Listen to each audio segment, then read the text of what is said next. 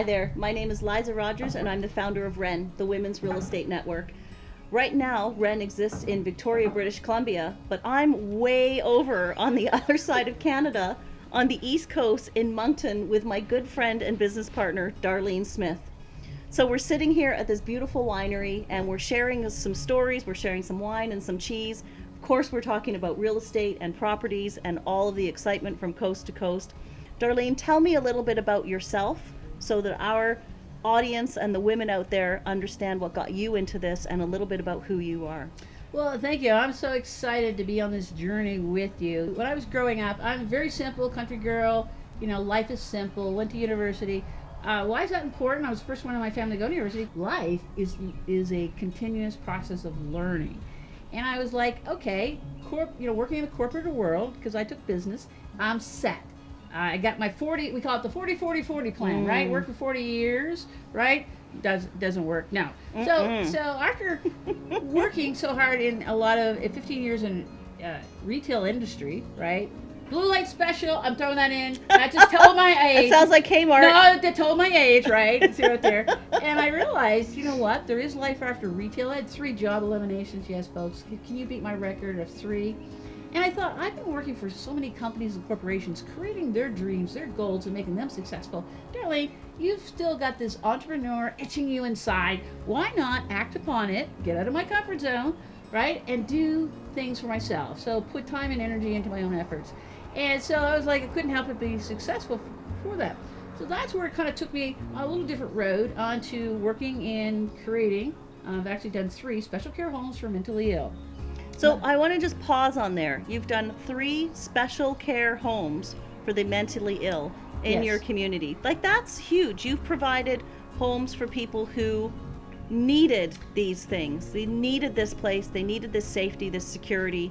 And if you weren't going to do that, who else was going to do that? Well, that's a good question, because it's providing a stable environment for people that if they weren't looked after, first of all, what's going to happen? They're going to be on the streets. They're going to be in the jail system. They're not going to get the help that they need.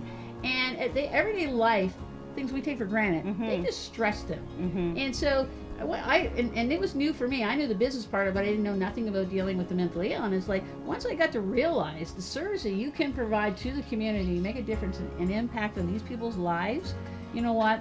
That was special. And the focus was always providing the environment for them. It wasn't focused on the money. That's just the way I am. I'm here to serve people throughout the things. And one of the cool things is that when we kind of defined real estate is every house that we would actually flip, we would make a donation to the Mental Health Society. Absolutely. That was part of our giving back. And I think again, just to really hammer that point home, when you do something with heart and you give service to your community, the money tends to flow and the money follows. So we're always talking about follow your passion, follow your bliss, do what feels good, do what feels right in your heart, and the money will flow. And I'm finding that with setting up this business myself. Right. Like, I've been, it's magically starting to flow because I feel it in my heart. I know I'm doing the right thing. I know I'm providing a service, and it's just happening easily now. And that's the thing, I truly believe things happen for a reason. And, sometimes you're taken on the path. I didn't have enough strength to get myself out of real estate. So somebody said, Darlene, okay, enough is enough. And so that allowed me the opportunity to always be a hobbyist in real estate, but I needed training, systems, needed to know what to do. So that's when I sought out in the United States some of the people that were the best at what they do in real estate. I was like, I want to work with the best, and I want to work with people who's already been in the shoes that I want to follow. Don't recreate the wheel. Wait a minute. You know what? Don't reinvent the wheel. Right.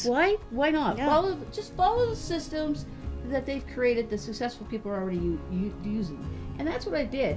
And then for about the last 4 or 5 years, I've had the opportunity to work with them in North America, training, educating entrepreneurs who wanted to do real estate investing, which covers many different items. It's not just flipping houses, right? A to Z. And it's been so rewarding. I didn't realize how much I actually knew until I started teaching. Absolutely. I'm like, I'm pretty smart sometimes. I'm like, yeah. And then you don't. And to make that difference in people's lives, that they can make advancements, really, you know what? Absolutely. It doesn't get better than that. Some great friendships all across North America. Very blessed to work with like-minded people. I've been maybe playing a little bit small. Now I need to take it to bigger stages, to a bigger audience, and help affect more people's lives with the tool of real estate across this beautiful country. Absolutely. And that's exactly what we're going to do. We're going to take this conversation from coast to coast, and we're going to have a new conversation about real estate and housing and property across Canada. We're here to help women advance in real estate, and you can be successful too. If we can do it. Oh my God, if we could do it, right, they're saying, we could do it. I always thought that too. I'm like, I don't know how to do this. And now it's an addiction. I love flipping properties. But it's a good addiction.